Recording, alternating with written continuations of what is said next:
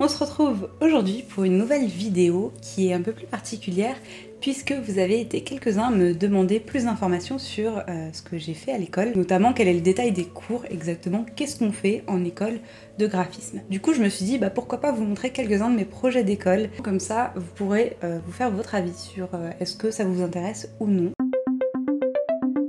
Le premier projet que je voulais vous montrer, c'est un projet que j'ai fait dans un cours qu'on appelle Mix Media.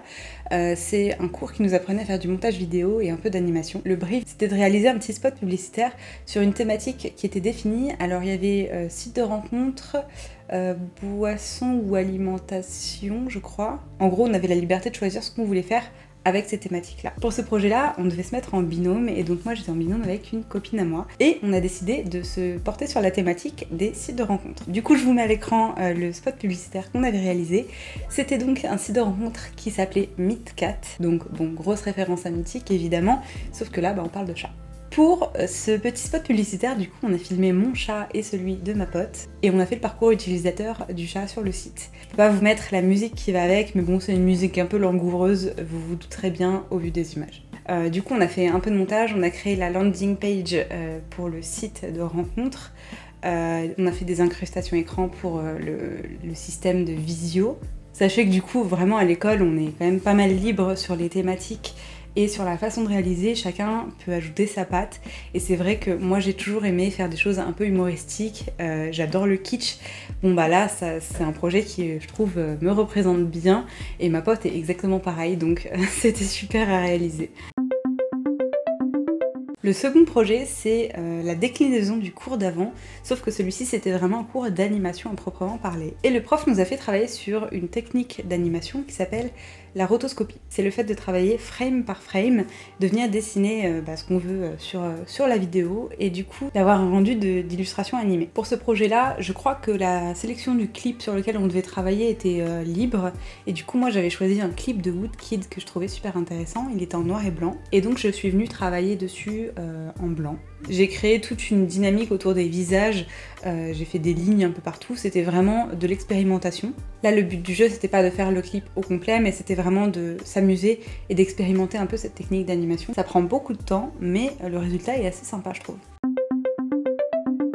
Pendant mes études, j'ai eu la chance de pouvoir partir au Québec. Et je dois vous dire que le Québec et l'université de Laval précisément m'ont vraiment donné l'amour de la mise en page et de l'édition. On avait accès à des super imprimantes, juste à côté de l'université il y avait une petite boutique dédiée aux arts, donc c'était génial. Et donc pendant ces quelques mois que j'ai passé à Québec, j'ai pu travailler des projets d'édition notamment. Le premier projet qu'on a eu au Canada, ça a été de faire la refonte d'un magazine qui existait déjà là-bas. C'est Géo Plein Air, en fait c'est un magazine qui fait plein d'articles sur les sorties en plein air, comme vous vous en doutez. Le contenu est très intéressant. Graphiquement, c'est vrai que ça mériterait peut-être un petit rafraîchissement. On pouvait totalement changer de cible de lecteur. Par contre, il fallait que la thématique du magazine reste la même. Et donc, personnellement, vu qu'on pouvait faire ce qu'on voulait et qu'il n'y avait pas de question de budget pour ce magazine, j'ai décidé de faire quelque chose qui sortait totalement de l'identité de base.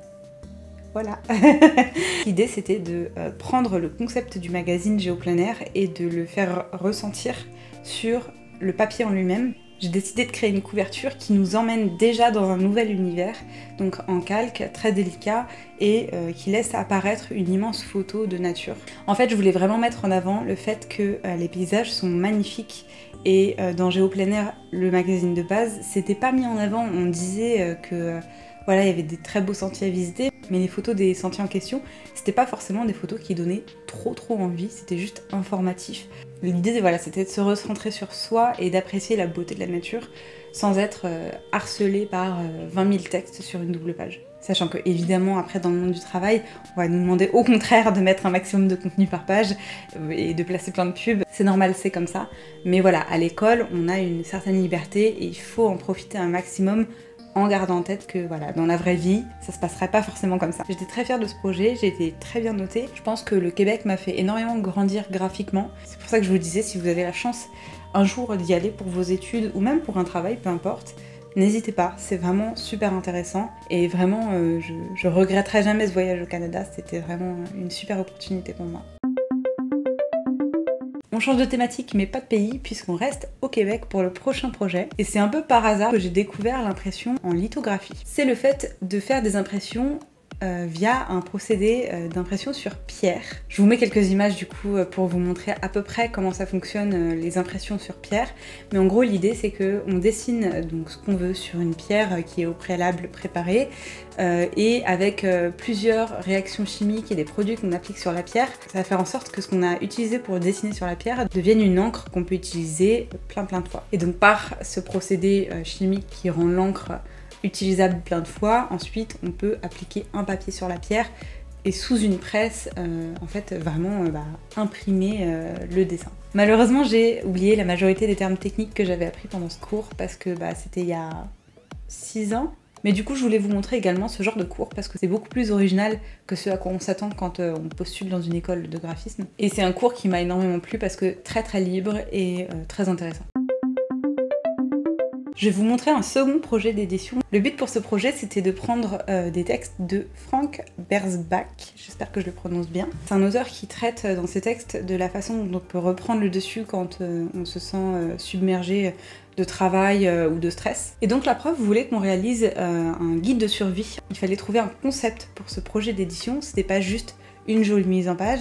Et donc je me suis dit qu'il serait intéressant de voir le stress un peu comme un tourbillon dans lequel on est pris et duquel il est difficile de sortir. Je voulais que mon édition reflète ce concept-là et qu'elle ne soit pas simple à lire. En gros, l'idée c'était que la lecture de mon édition serait difficile, mais qu'à la sortie de celle-ci, on aurait toutes les clés en main pour pouvoir gérer son stress. Et donc j'ai réalisé ce petit bouquin.